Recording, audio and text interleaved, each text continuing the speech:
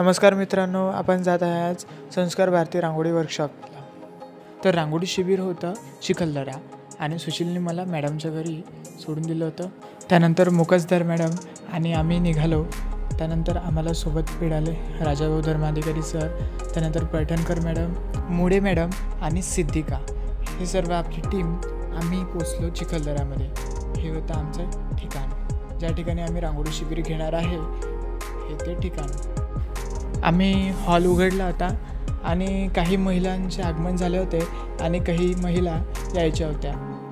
आम्ही त्यांची वाट पाहतच होतो, तर तेवढ्यात त्या पण आणि आम्ही शिबिराला सुरुवात केली। यामध्ये मी त्यांना बेसिक चिन्ह शिकवले, बिंदू कसा काढायचा, केंद्रवर्धिनी कशी काढायची, आडव्या रेषा, उभ्या रेषा, शंख आहे, गोपद्म आहे इत्यादी आकार मी त्यांना शिकवले। यानंतर केली आपण रांगोळीची सुरुवात।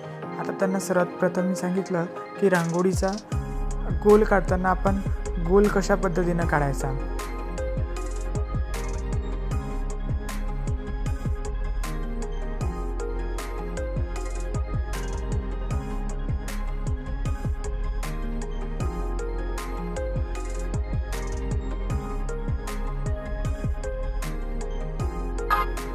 रांगोळीचा गोल काढून झाला आणि त्यानंतर मी यांना सांगितलं की रांगोळीत कलर कॉम्बिनेशन कसं करायचं, कलर कोणते वापरायचे, जाड वापरायचे की बारीक वापरायचे, या सर्व पद्धती मी यांना समजून सांगितलं।